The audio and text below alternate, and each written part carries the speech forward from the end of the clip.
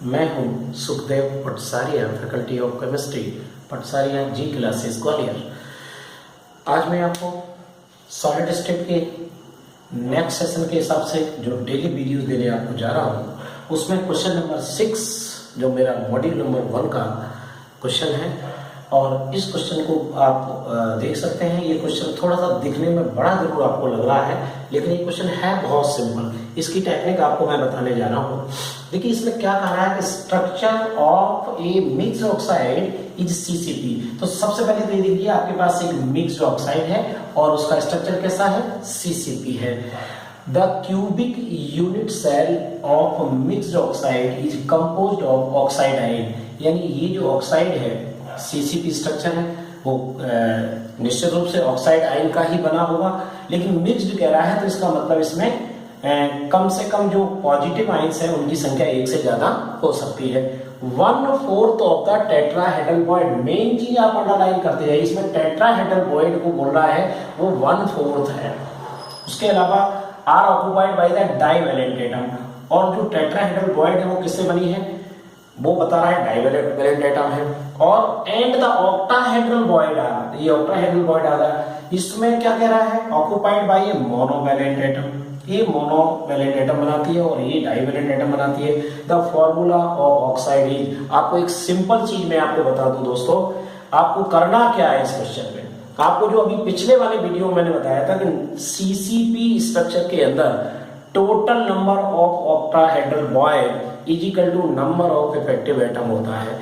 ऐसे ही अगर tetrahedral Boyd की बात करूं तो टेट्राहेड्रल बॉइड जो इफेक्टिव नंबर ऑफ एटम होते हैं उससे डबल होती है। यानी n इज इक्वल टू, अगर ऑक्टाहेड्रल के लिए लिखें तो ये उसके बराबर होंगी, और जो अपना टेट्राहेड्रल बॉइड है वो इससे डबल होंगी।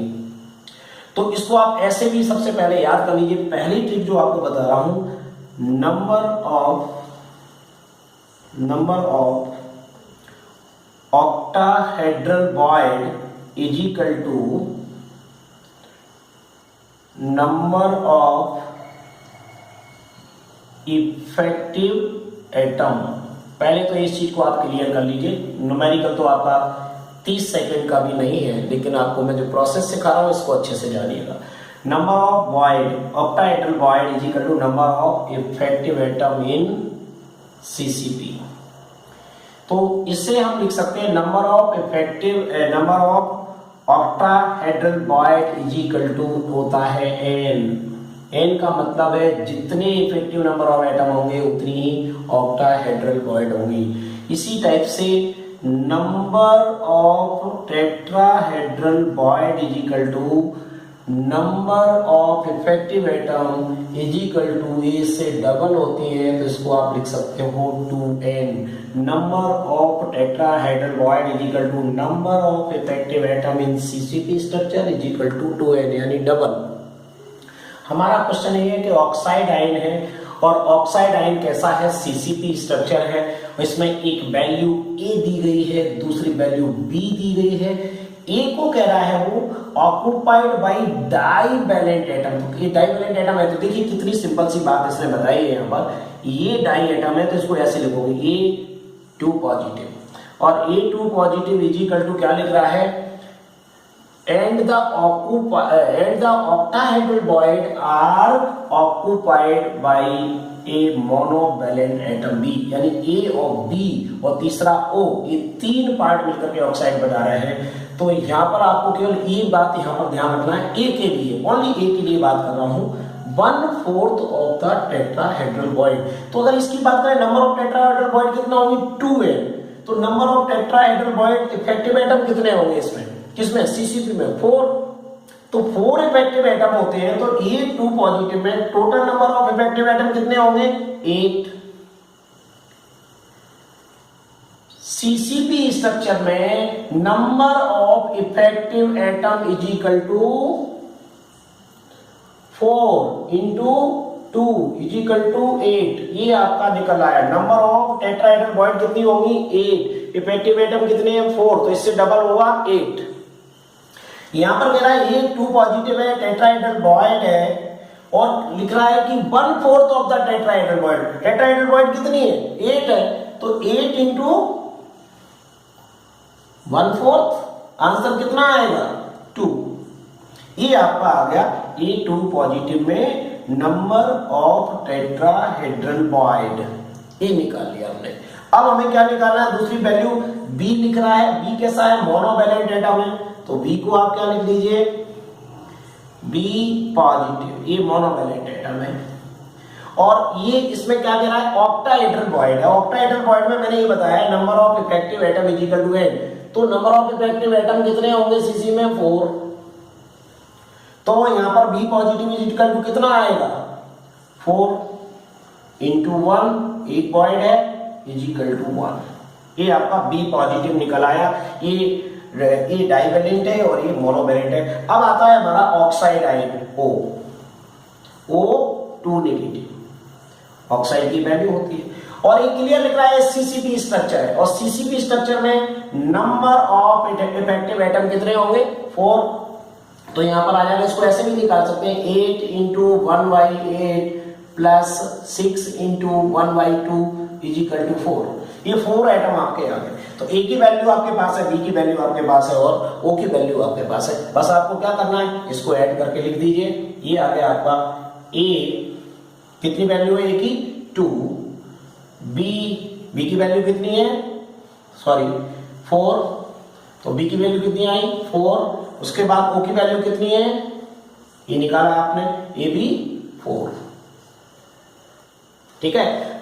ये आपका आंसर आ गया। इसको सिंप्लीफिकेशन करते हैं, इसको 2 से डिवाइड कर दो, तो आपका आंसर क्या आ जाएगा A, B कितना होगा 2 2 जा 4 और A भी 2 2 जा 4, तो A B2 हो गया और O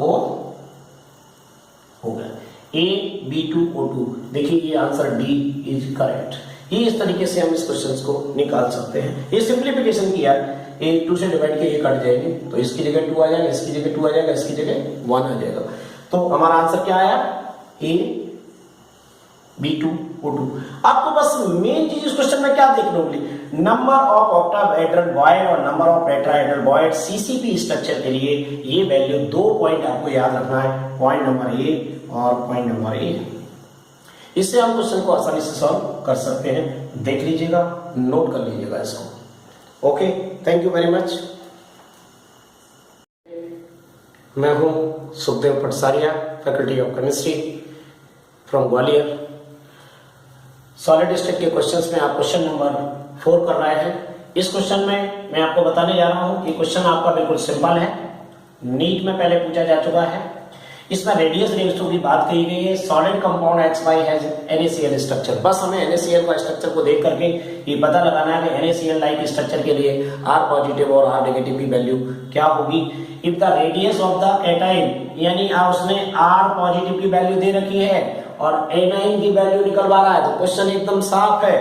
रेडियस रेशियो के लिए आपको इसका फॉर्मूला याद होना चाहिए, जो मैं बता रहा हूं। तो यहां पर इसको सॉल्व कर लीजिए। For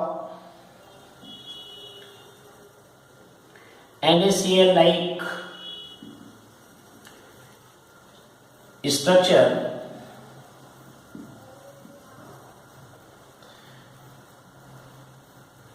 for NaCl like structure, तो इसके लिए रेडियस रेशियो क्या होगा, R positive upon R negative is equal to 0.414। बिल्कुल एक सिंपल फॉर्मूला आपके सामने है। R positive upon R negative is equal to 0.414। ये वैल्यू आपको याद रखना है। और इसके बाद में इसमें गिवन वैल्यू क्या है, गिवन वैल्यू केवल एक ही है। देखिए radius of the cation is, यानी किसका रेडियस दिया है, कैटाइन का, और एनाइन का रेडियस निकालना है। तो R पॉजिटिव की वैल्यू दी गई है, R positive is equal to कितना है 100 pm। निकालना क्या है, R नेगेटिव की वैल्यू हमें फाइंड करना है, यानी बाई नेगेटिव निकालना है। कुछ भी ज्यादा आपको नहीं करना, न्यूमेरिकल निकालना इतना कठिन नहीं होता है जैसा कि नीट और जी के स्टूडेंट सोचते हैं। रियल ये है कि थ्योरेटिकल पार्ट आपका क्लियर ना होने की वजह से हम फॉर्मूला ही नहीं सोच पाते हैं। अगर आप इसको थ्योरेटिकली अगर क्लियर है तो न्यूमेरिकल निकालने में कभी भी प्रॉब्लम नहीं आती है। तो समझ लीजिए, अब इस वैल्यू को आपको पुट करने में कोई प्रॉब्लम नहीं आना चाहिए। मैं यहाँ पर वैल्यू लिख रहा हूं, देखिए 100 upon R negative is equal to 0.414।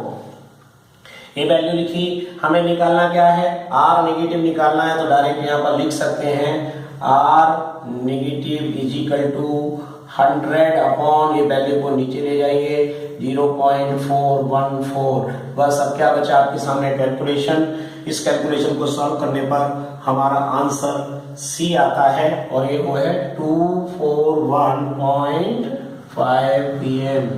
ये कैलकुलेशन की प्रैक्टिस आपको करना होगी, ये इसका आंसर है। नेक्स्ट वीडियो में आपको मैं कौन सा बताने जा रहा हूँ, आप अलग अलग छोटे छोटे वीडियो देखिएगा। इसका मैंने एक साथ नहीं डाला है, आप एक एक क्वेश्चन को सॉल्व करते हैं। अगले वीडियो में आपको मैं क्वेश्चन नंबर 5 बताने वाला हूँ। Thank you. Next video is continue. देखिए, मैं हूँ Sukhdev Patsaria, faculty of chemistry Gwalior. आपको सॉलिड स्टेट के क्वेश्चन सॉल्व करा रहा हूँ। फर्स्ट वीडियो मैंने केवल एक ही क्वेश्चन आपको दिया है, जो आपने देखा होगा।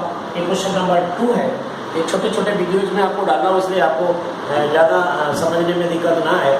तो ये क्वेश्चन नंबर 2 को देखिएगा। फर्स्ट क्वेश्चन की बिल्कुल नकल मान लीजिए इस क्वेश्चन के बारे में। इसमें आपको मेन बात क्या है, कॉपर क्रिस्टलाइजेशन में face centred cubic lattice. Main चीज आपको क्वेश्चन में ये समझना है पहले, ये FCC सेल है और इसमें सेल लेंथ जो है वो दी गई है 361 pm, यानी एज लेंथ ये दिया गया है। और पूछ रहा है what is the radius of copper in pm। तो कॉपर का रेडियस निकालना है तो आपको ये रिलेशन मालूम होना चाहिए। जैसे अभी जस्ट फर्स्ट वीडियो में मैंने आपको BCC स्ट्रक्चर के लिए A और R का रिलेशन बताया था, 4R = A√3। इसमें जो ज्यादा चेंज नहीं है, ये 4R = होता है A√2। बस इतना सा अंतर है। तो सबसे पहले आप इसके लिए कौन सा फॉर्मूला लगना है ये लिख लीजिएगा। तो ये फॉर्मूला इसमें लगेगा for FCC face centre cubic structure के लिए आपका A और R का रिलेशन होगा 4R = A√2। सिंपल सा फॉर्मूला, ये फॉर्मूला हमें याद रखना पड़ेगा। और हमें रियल में निकालना क्या, रेडियस निकालना है। तो आप इस वैल्यू को लिख दीजिए R = A√2/4। पता है, कुछ भी इस फॉर्मूले में नहीं, आराम में आप 30 सेकेंड में कर सकते हैं। कैलकुलेशन थोड़ा सा लगता है तो 15 से 20 मिनट आप 15 से 20 सेकेंड ओनली आपको कैलकुलेशन के लिए देना है। यहाँ पर क्या गिवन दिया हुआ, गिवन को पहले लिख लिया करो आप। यहाँ पर मैं बता रहा हूँ, पेपर में से लिखने की जरूरत नहीं है, तो इतना टाइम वहाँ पर नहीं होता है। लेकिन समझने के लिए आप यहाँ पर गिवन वैल्यू दे रहा हूँ। क्या गिवन वैल्यू है, A = ये दिया हुआ है 361 pm। 361 pm ये पिकोमीटर वैल्यू है। आंसर भी हमारे सारे ये पिकोमीटर में है, जो मैंने अभी नहीं बताया लेकिन आपको बता दूँ। यहाँ पर वैल्यू देख करके आपको, अगर यहाँ पर एंगस्ट्रॉम में नैनोमीटर में वैल्यू होती तो आप इसको कन्वर्ट कर सकते थे, वो भी मैं आपको सिखाऊंगा। तो बस आप यहाँ पर वैल्यू पुट कर दीजिएगा। R = ये की वैल्यू कितना है, 361 × √2 की वैल्यू यहाँ पर लिख लो। ये याद कर लीजिए 1.414। ये वैल्यू को मल्टीप्लाई कर दो 1.414/4। ये आपका हो गया। जब आप इसे सॉल्व करेंगे, ये वैल्यू मैंने सॉल्व करके देखी, आप इसे देख सकते हैं, घर पर प्रैक्टिस करिए निकालने की। तो आपका आंसर आएगा D 128 pm। ये इसका आंसर है। Thank you. इस टाइप से आप अलग अलग क्वेश्चंस को सॉल्व कर सकते हैं। Thank you very much. Next question आपको नेक्स्ट वीडियो में दे रहा हूँ। मैं हूँ सुखदेव पटसारिया जी क्लासेस ग्वालियर। आपको मैं सॉलिड स्टेट के क्वेश्चन सॉल्व करा रहा हूँ, जिसमें पिछले वीडियोस में आपको 4 क्वेश्चंस बताए गए। क्वेश्चन नंबर 5 आप सीख लीजिएगा।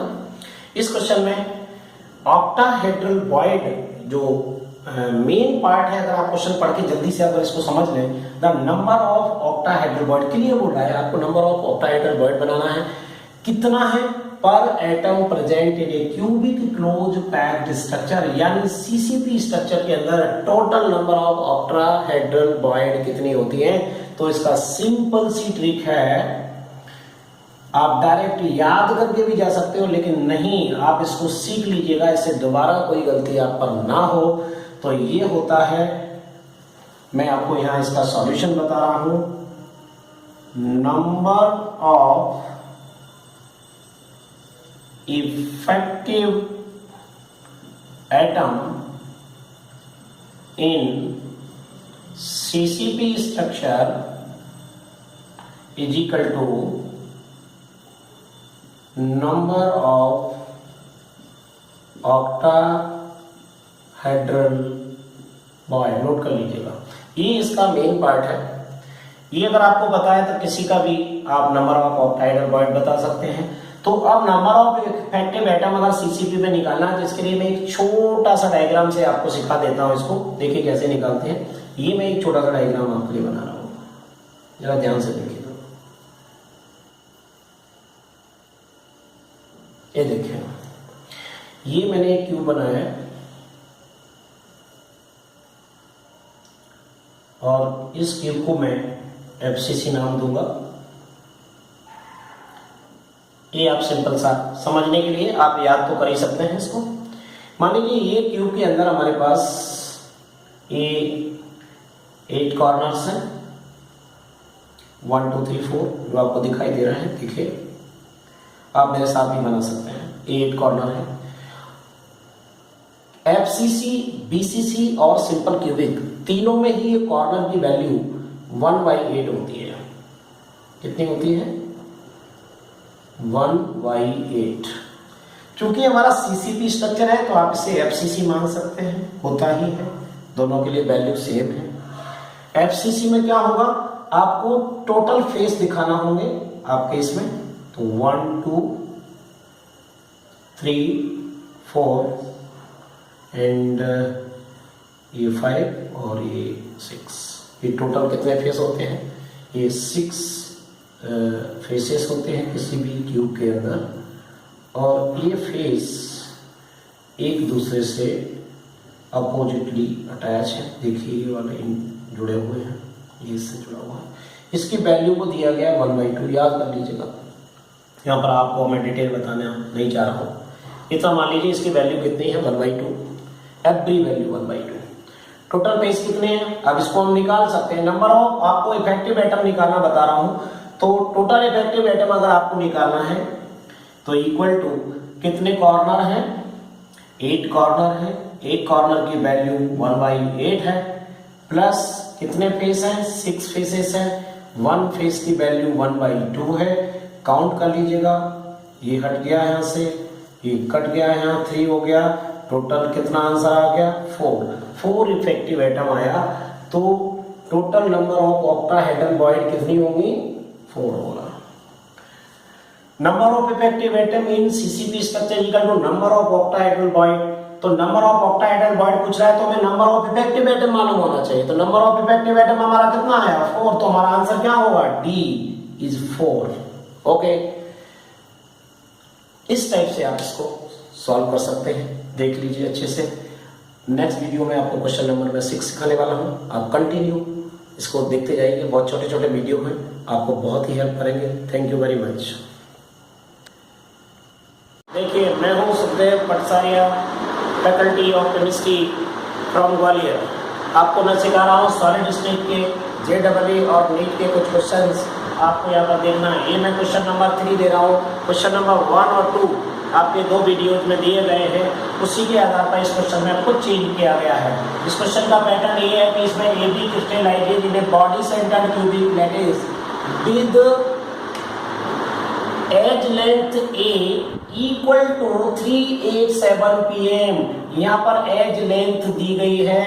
The distance between 2 oppositely charge ion in the lattice is, यानी यहाँ पर क्या पूछ रहा है, पिछले दो क्वेश्चंस में आपको रेडियस और एज लेंथ के बीच रिलेशन था, यहाँ पर डिस्टेंस और एज लेंथ के बीच रिलेशन है। क्योंकि सेल का कौन सा है, बीसीसी है, तो आप फॉर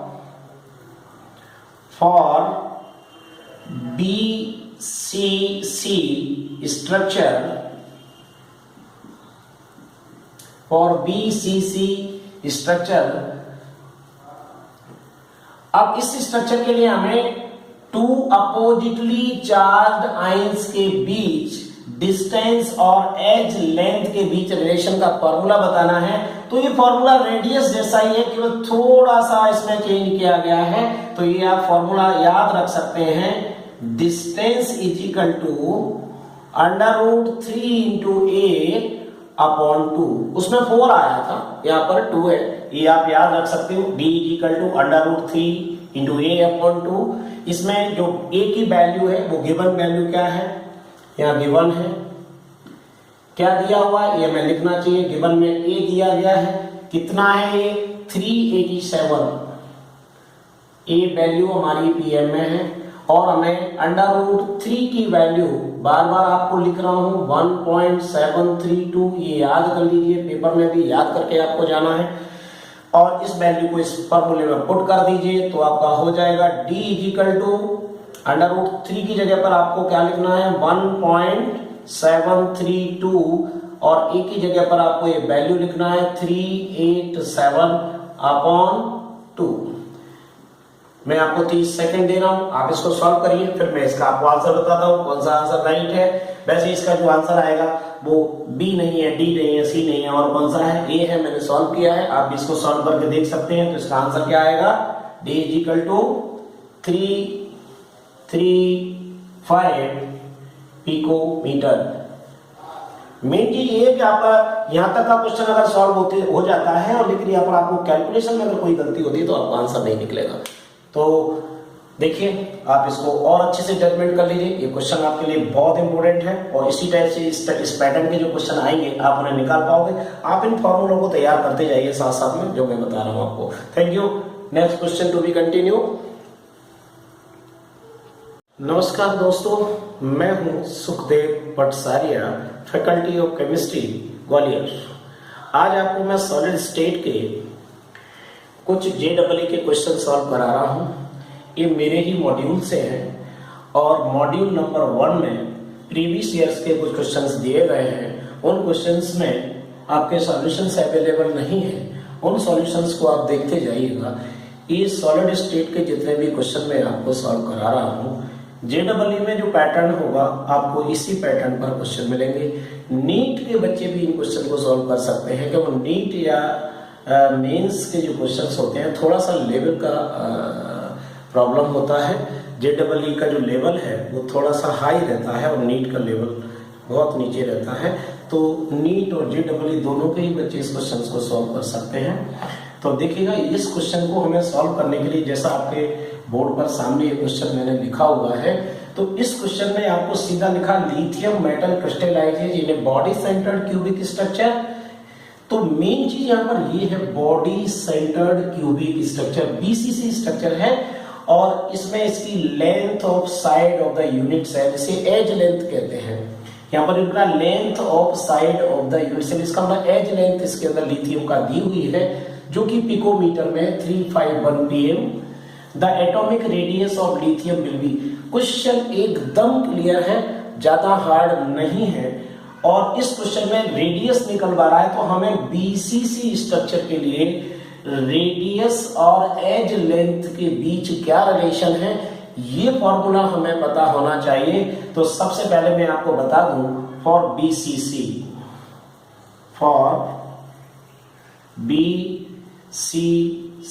स्ट्रक्चर, BCC स्ट्रक्चर के लिए जो एज लेंथ और रेडियस के बीच जो रिलेशन है वो आपका होता है 4R is equal to A √3। इस फॉर्मूले को आपको अप्लाई करना है 4r = a√3। इसमें रेडियस हमें फाइंड करना है और एज लेंथ की वैल्यू पिकोमीटर में दी गई है। इसमें कुछ चेंज करने को भी नहीं बोला है, आपके सामने 4 ऑप्शन लिखे हुए हैं और इसे हमें सॉल्व करने में ज्यादा प्रॉब्लम नहीं आएगी। इस फॉर्मूले में चूंकि रेडियस निकालना है तो अगली स्टेप क्या होगी हमारी, r = 4 को नीचे ले जाइए, a√3/4। ये आपका फॉर्मूला हो गया। गिवन क्या है ये यहाँ पर देख लीजिए, क्योंकि गिवन वैल्यू हमें जरूर पता होना चाहिए और गिवन वैल्यू में आपका ए दिया गया है। एज लेंथ कितना है, 351 पिकोमीटर। बस ए की वैल्यू इसमें यहाँ पर पुट करना है और रेडियस हमारा निकल आएगा। तो चलिए वैल्यू को पुट करते हैं। यहाँ पर हम लिखेंगे r = ए की वैल्यू कितनी है, 351 पिकोमीटर में है ये वैल्यू, इंटू √3 की वैल्यू आपको पता होना चाहिए। ये वैल्यू कितनी होती है, 1.732। ये हम याद करके जा सकते हैं इस वैल्यू को। तो यहां पर लिख दीजिए 1.732। इसको आप डिवाइड कर दीजिए कितने से, 4 से। बस इतना सा कैलकुलेशन है। कैलकुलेटर तो इसमें यूज होता नहीं है, लेकिन आपको अपनी स्वयं की प्रैक्टिस करना होगी बार बार एग्जाम के लिए। तो ये अगर हम इसको सॉल्व करते हैं तो मैं निकाल चुका हूं। तो ये वैल्यू आती है आपका नंबर ए 151.8 pm। ये आपका आंसर हो गया। That's all. इस टाइप से आप क्वेश्चन को सॉल्व कर सकते हैं। बड़ा सिंपल क्वेश्चन है। थोड़ा सा अगर आप मेहनत करेंगे तो इस क्वेश्चन को बड़े आसानी से निकाल पाएंगे। सेकंड क्वेश्चन आपको देखना है।